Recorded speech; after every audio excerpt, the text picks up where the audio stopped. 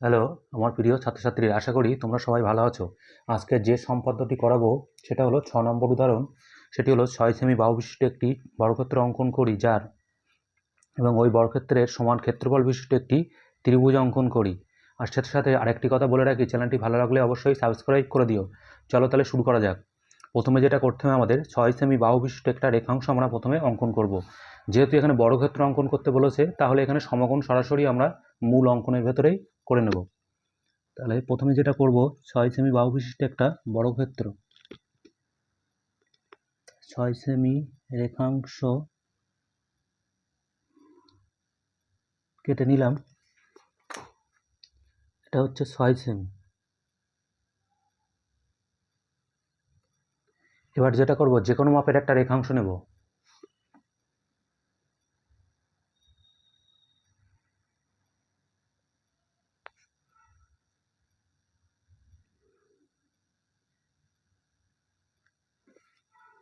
এই প্রান্তে সমকোণ অঙ্কন করব।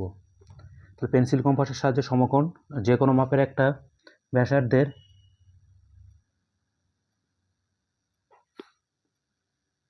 বৃত্তচাপ অঙ্কন করে নিলাম।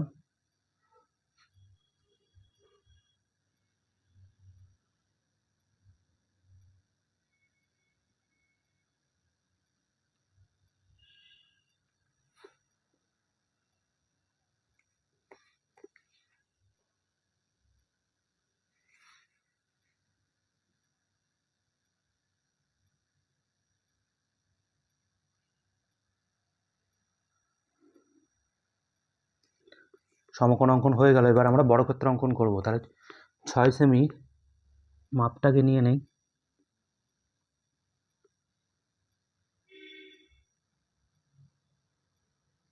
6 সেমি নিয়ে নিলাম।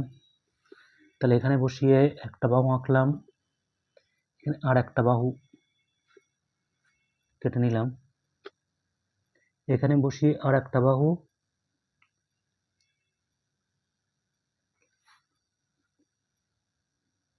এখানে আর একটা বাহু।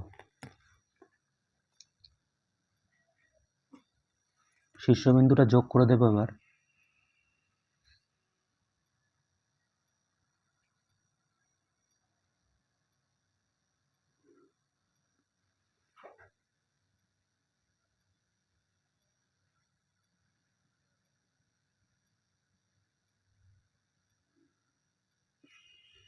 ছয় সেমি বাহু বিশিষ্ট বর্গক্ষেত্র অঙ্কন শেষ হলো। এরপরে যেটা আমাদের করতে হবে, এই দুটো শীর্ষবিন্দু যোগ করে একটা কর্ণ অঙ্কন করব। এই দুটো শীর্ষবিন্দু যোগ করে দিলাম।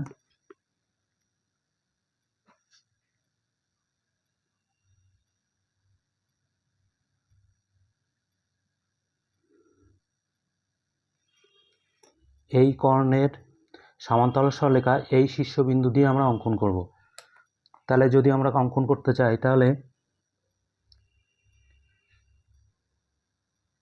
এখানে বসিয়ে এই অংশটার মাপ আমরা প্রথমে এখান থেকে কেটে নেব।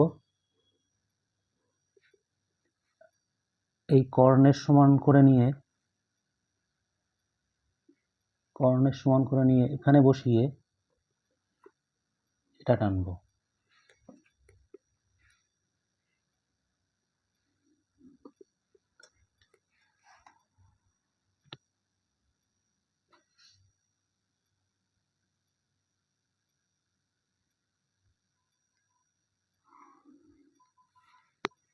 সমান্তরাল সরলরেখা অঙ্কন হলো। এই বাহুটাকে বর্ধিত করে দেব।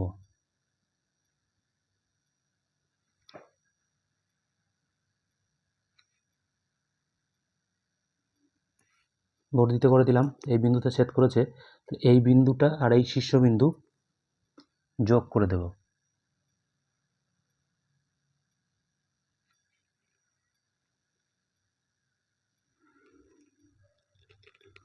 একটু নাম দিয়ে দেই, তাহলে বোঝা যাবে। A B C D E, এটার নাম দিলাম এফ। তাহলে কি হলো, এ বি সি ডি বর্গক্ষেত্রের সমান ক্ষেত্রফল বিশিষ্ট এ ডি ই ত্রিভুজ অঙ্কন করলাম। তাহলে একটু লিখে দেই, অতএব এ বি সি ডি বর্গক্ষেত্রের সমান সমান ক্ষেত্রফল বিশিষ্ট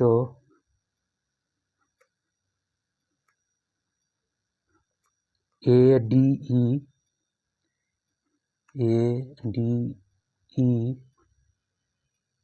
ত্রিভুজ অঙ্কন করলাম।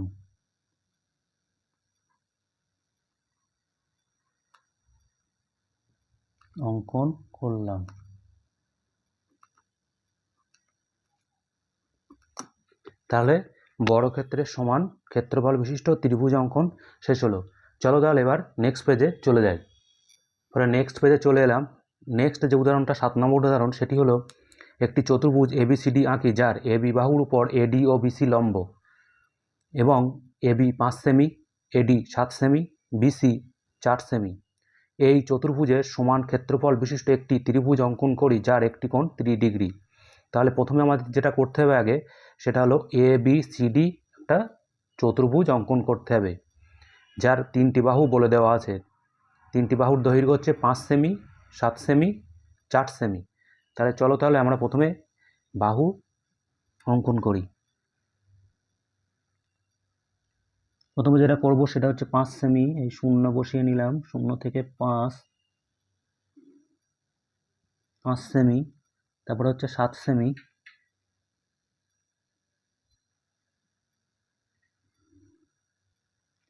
7 সেমি, 4 সেমি, এই হচ্ছে 4 সেমি। কোন কোন বাহুগুলো অঙ্কন করলাম একটু লিখে ফেলি। এ বি, তাহলে এটা হচ্ছে এ বি, 5 সেমি।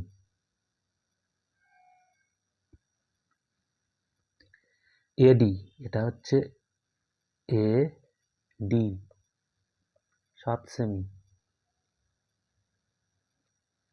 বিসি, এটা হচ্ছে বি সি,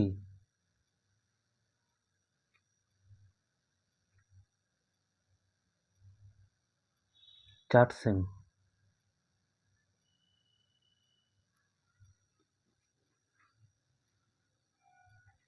এরপরে আমরা যেটা করব, যে কোনো মাপের একটা রেখাংশ আমাদের অঙ্কন করতে হবে। যে কোনো মাপের একটা রেখাংশ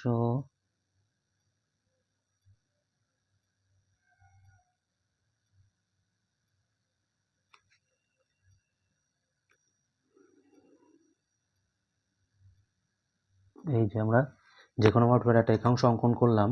এখানে এ বি বাহুর উপর চতুর্ভুজটা অঙ্কন করতে বলেছে, তার মানে এ বি 5 সেমি। তাহলে প্রথমে যেটা কাজ হবে আমাদের এ বি অংশটা কেটে নেওয়া।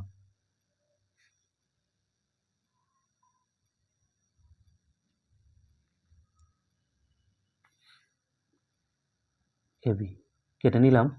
এরপরে এই এ বিন্দুতে এবং বি বিন্দুতে লম্ব অঙ্কন করতে হবে, যেহেতু বলেছে এডি লম্ব আর বিসি লম্ব। তাহলে লম্ব অঙ্কন করার জন্য আমাদের সমকোণ অঙ্কন করতে হবে। তাহলে কি করব, আমরা যে কোনো মাপের দৈর্ঘ্যের একটা ব্যাসার্ধের বৃত্তচাপ অঙ্কন করলাম। এটা এটা এখানে দিলাম, এই দিলাম এখানে। তাহলে হয়ে গেল। আমি একইভাবে এ প্রান্তটাও একেবারে কমপ্লিট করে ফেলছি।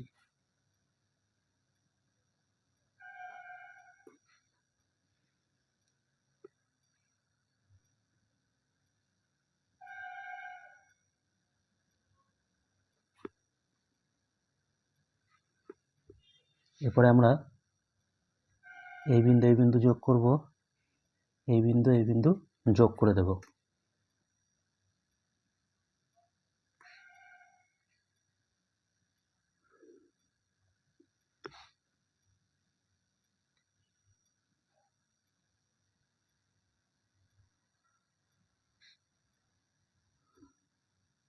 যোগ করে দিলাম।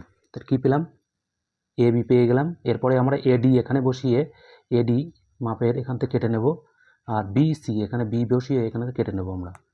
তাহলে প্রথমে হচ্ছে এডি,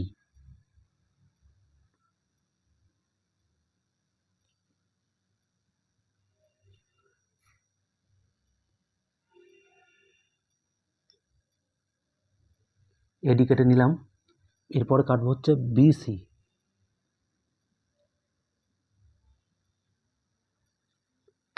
এখানে বসিয়ে বিসি কেটে নিলাম।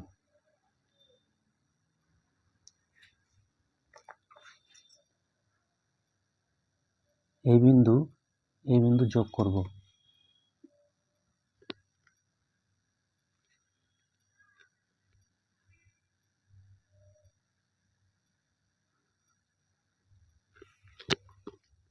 তাহলে আমরা চতুর্ভুজ পেয়ে গেলাম। এ এবং বি বিন্দুতে এ ডি আর বিসি লম্ব। এই চতুর্ভুজের সমান ক্ষেত্রবিশিষ্ট একটা ত্রিভুজ অঙ্কন করব। তাহলে এই চতুর্ভুজের সমান ক্ষেত্রবিশিষ্ট ত্রিভুজ অঙ্কন করতে গেলে আমাদের যেটা করতে হবে, ত্রিভুজের একটা কর্ণ অঙ্কন করতে হবে। তাহলে এইভাবে এই বিন্দু শীর্ষবিন্দু যোগ করে দিলে আমরা কর্ণ পাবো।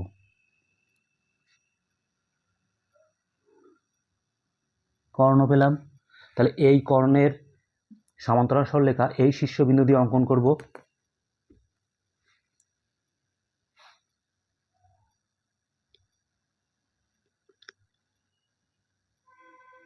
এখানে বসিয়ে নিলাম।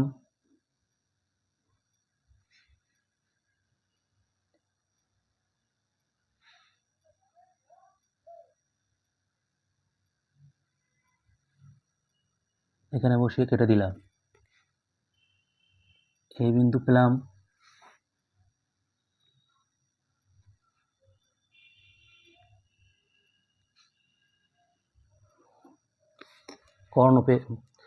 কর্ণের সমান্তরাল সরলরেখা অঙ্কন করলাম, যেটা এই বিন্দুতে ছেদ করেছে। এটার নাম আমরা দিয়ে দিলাম একটা ই বিন্দুতে ছেদ করেছে। এরপরে যেটা করতে হবে, ই বিন্দু আর আমরা যদি নাম দেই এটাকে এ বি সি ডি, তাহলে ই বিন্দু আর ডি বিন্দু যোগ করে দেব।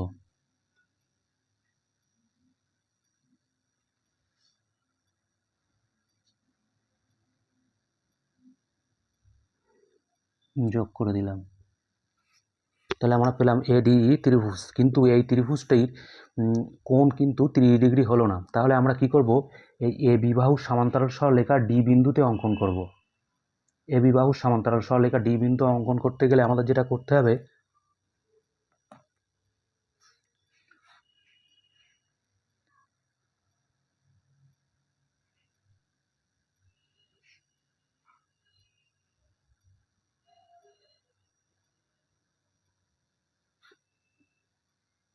কেটে নিলাম।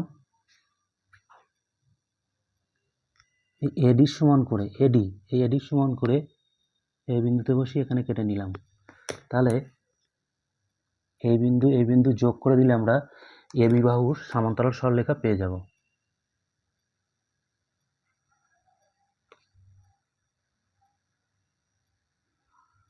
সমান্তরাল সরলরেখা পেয়ে গেলাম। এবার যেটা বলি, আমরা যে পদ্ধতি অবলম্বন করে অঙ্কনটা করব 30 ডিগ্রি কোণ বিশিষ্ট একটা ত্রিভুজ, সেটা হলো একই সমান্তরাল যুগলের মধ্যে অবস্থিত ত্রিভুজগুলির ক্ষেত্রফল সমান। এই উপপাদ্যর স্টেটমেন্টের উপর ভিত্তি করে আমাদের এবার অঙ্কনটা করতে হবে। আমরা যেটা করব এবার, এ ডি ই এই ত্রিভুজটির সমান ক্ষেত্রফল বিশিষ্ট 30 ডিগ্রি আরেকটি ত্রিভুজ অঙ্কন করব, যেটা এ ই ভূমির ওপরে থাকবে এবং সমান্তরাল যুগল এ ই এবং ডি এখানে যদি আমরা নাম দিই ডিপি, এই ডিপি সমান্তরাল যুগলের মধ্যে অবস্থিত হবে। তাহলে আমাদের এ ই ভূমি একই রকম রাখতে গেলে এই বিন্দুতে আমাদের 30 ডিগ্রি কোণ অঙ্কন করতে হবে, যেটা আমরা পেন্সিল কম্পাসের সাহায্যে করব। 30 ডিগ্রি কোণ অঙ্কন করতে গেলে যেটা করতে হবে আমাদের, সেই একই মাপের রেখাংশ নিতে হবে। নেওয়ার পর আমরা যদি এই পর্যন্ত ধরে নেই, এই পর্যন্ত আমরা জানি এই পর্যন্ত এটা 60 ডিগ্রি হয়। তাহলে এই 60 ডিগ্রিটাকে অর্ধেক করে দিলে 30 ডিগ্রি হয়ে যাবে। তাহলে এই 60 ডিগ্রিটাকে অর্ধেক যদি করি, তাহলে যে কোনো মাপের একটা আমরা নিয়ে নিলাম। নেয়ার পর এই প্রান্তে বসালাম, এই প্রান্তে বসিয়ে দিলাম। যে কোণটি পাবো সেটা হচ্ছে 3 ডিগ্রি কোণ, এটা।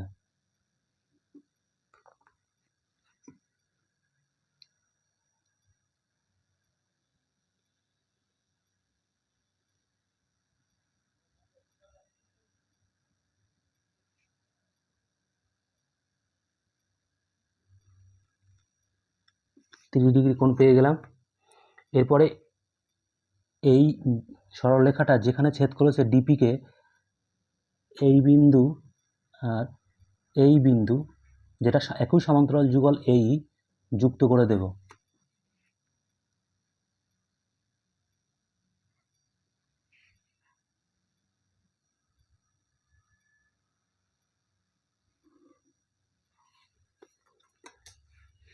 এটা যদি পি বিন্দু হয়, এটা আমরা নাম দিলাম এল, ছেদ বিন্দুটা এল। তাহলে কি লিখবো? প্রথমে যেটা করলাম, এ বি সি ডি চতুর্ভুজের সমান ক্ষেত্রফল বিশিষ্ট এ ডি ই অঙ্কন করলাম, এবং এই এ ডি ই ত্রিভুজের সমান ক্ষেত্রফল বিশিষ্ট 3 ডিগ্রি কোণ ত্রিভুজ এ ই পি অঙ্কন করলাম, যার একটি কোণ 3 ডিগ্রি। তাহলে এরকম লিখি, অতএব এ বি সি ডি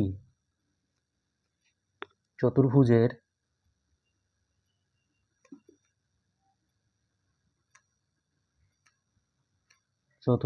সমান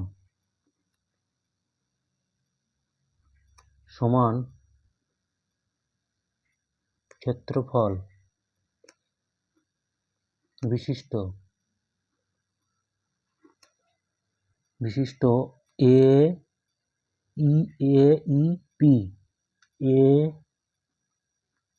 ই পি ত্রিভুজ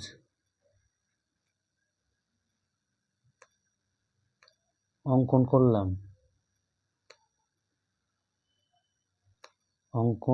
করলাম, যার কোণ ইএপি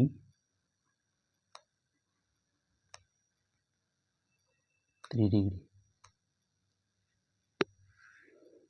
ধন্যবাদ, ভালো থেকো, সুস্থ থেকো।